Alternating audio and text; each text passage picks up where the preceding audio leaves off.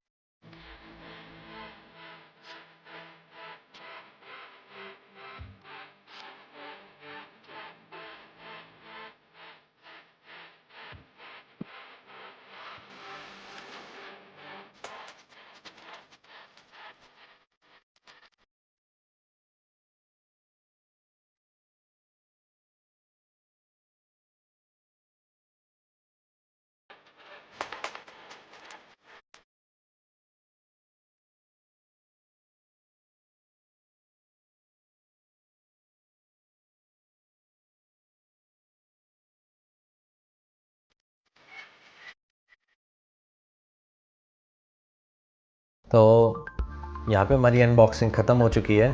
तो let's talk about कि ये हमें क्यों लेना चाहिए। पहला ये कि ये आपका स्टॉक जो फ़ैन होता है उससे बेटर परफॉर्म करता है, बेटर आपके CPU के टेम्परेचर को मेंटेन करेगा।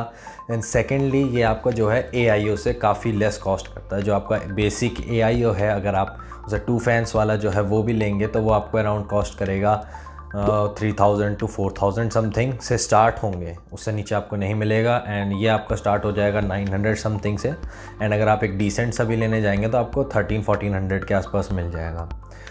बाकी जो स्टॉक फ़ैन है वो आपका इतना अच्छा परफॉर्म नहीं कर पाता, वो डिसेंट परफॉर्म कर देता है। बट अगर आपका एनवायरनमेंट ऐसा है कि अगर आप AC वाले कमरे में नहीं है तो आपका कमरा जो है थोड़ा सा ज़्यादा गर्म रहता है, तो हो सकता है कि स्टॉक कूलर जो है उतना अच्छा परफॉर्म ना कर पाए। तो उस केस में ये आपका फ़ैन जो है वहाँ पे बेटर परफॉर्म करेगा एंड आपका जो CPU का टेम्परेचर उसको रेगुलेट करके रखेगा। दूसरा ये है कि उसमें आपको बहुत छोटा सा फ़ैन मिलता है स्टॉक कूलर में, तो उसमें एयर फ्लो इतना अच्छा नहीं बन पाता जितना अच्छा एयर फ्लो ये आपको बना के देगा। तो ये भी एक अच्छा एडवांटेज है और ये एस्थेटिकली आपको अच्छा लुक देता है क्योंकि इसमें आपको RGB फ़ैन मिल जाता है जिसको आप कस्टमाइज़ कर सकते हैं किसी भी अपने कमरे की लाइटिंग के हिसाब से, कि अगर आपने टेबल वगैरह पे या किसी भी चीज़ पे आपने लाइटिंग लगा रखी है उसके अकॉर्डिंग उसे कस्टमाइज़ कर सकते हैं, या फिर आपने अगर कोई वॉलपेपर वगैरह लगा रखा है तो आप उसके अकॉर्डिंग लाइट को कस्टमाइज़ कर सकते हैं। तो अब बात कर लेते हैं आपको ज़रूरत है इसकी। सबसे पहला आप स्टॉक कूलर यूज़ कर सकते हैं, उसमें आपको कोई प्रॉब्लम नहीं है। बट एक चीज़ का ध्यान रखिए, अगर आपका एनवायरनमेंट वार्मर है, अगर आप ठंडी जगह पे रहते हैं देन इट्स गुड, आप स्टॉक कूलर यूज़ कर सकते हैं। बट अगर आप किसी गर्मी वाली जगह पे रहते हैं एंड आपका काफ़ी गर्म रूम हो जाता है, या आपके कमरे में एसी वगैरह नहीं है, जैसे मेरा रूम है, मेरे रूम में एसी नहीं है, और अगर एयर फ्लो इतना अच्छा नहीं है, आपके सीपीयू में फ़ैन कम है, तो आप फिर इस पर अपग्रेड कर सकते हैं जिससे आपके सीपीयू के अंदर एयर फ्लो अच्छा बना रहे। और अगर आप कोई हैवी प्रोसेसर यूज़ कर रहे हैं तो आई विल सजेस्ट यू कि आप कोई डिसेंट सा फ़ैन ले लें, या फिर upgrade to an AIO। One time investment है बट वाटर कूल्ड आपका रहेगा वो, एंड इन फ्यूचर जो है आपका फ्यूचर प्रूफ रहेगा। तो इन फ्यूचर आपको नियर फ्यूचर में अगर आप कुछ भी अपग्रेड करते हैं तो आपको ये टेंशन लेने की ज़रूरत नहीं पड़ेगी कि अब इसमें भी इसे भी अपग्रेड करना है, इसे भी अपग्रेड करना है, ऐसे करना है। So it's a one time investment, और इसको आप आगे किसी भी प्रोसेसर पे यूज़ कर सकते हैं इन केस अगर आप फ्यूचर में कभी अपग्रेड करते हैं तो अब बात कर लेते हैं मेरा एक्सपीरियंस कैसा रहा। तो मैंने ये अमेज़ॉन से परचेज़ करा था 1400 समथिंग अराउंड का, एंड जो पैकेजिंग थी वो बिल्कुल अच्छी थी, मतलब अच्छे से पैक था, बॉक्स बिल्कुल भी डैमेज नहीं था, सब कुछ अच्छे से था। एंड जैसे ही मैंने बॉक्स खोला it was damage from inside, and जो उसकी कॉइल्स है वो सारी बेंड हो रखी थी, बहुत सारी चीज़ें थी। तो इस वजह से मेरा इससे थोड़ा सा टर्न ऑफ हो गया था। देन सेकेंडली मैंने किसी बंदे से बात करी थी and I talk to him about कि मेरे को इन फ्यूचर ऐसे अपग्रेड वगैरह करना पड़ सकता है, तो उसके अकॉर्डिंग क्या बेस्ट रहेगा। तो देन ही सजेस्टेड मी कि if you are buying something for 1500 around, तो आप इससे बेटर है 1500 और लगा के एक AIO ले लो, तो वो ज़्यादा आपका बेटर परफॉर्म करेगा। सो आई अपग्रेडेड टू एन AIO, वो भी एंड esports की तरफ से ही आता है, उसका भी लिंक आपको डिस्क्रिप्शन में मिल जाएगा, एंड में एक क्लिप मिल जाएगी कि मैंने किस AIO पे अपग्रेड करा है। और अगर आपको इससे फर्दर कोई भी क्वेश्चन है तो आप कमेंट कर सकते हैं, मैं एज सून एज उनका रिप्लाई करने की कोशिश करूँगा।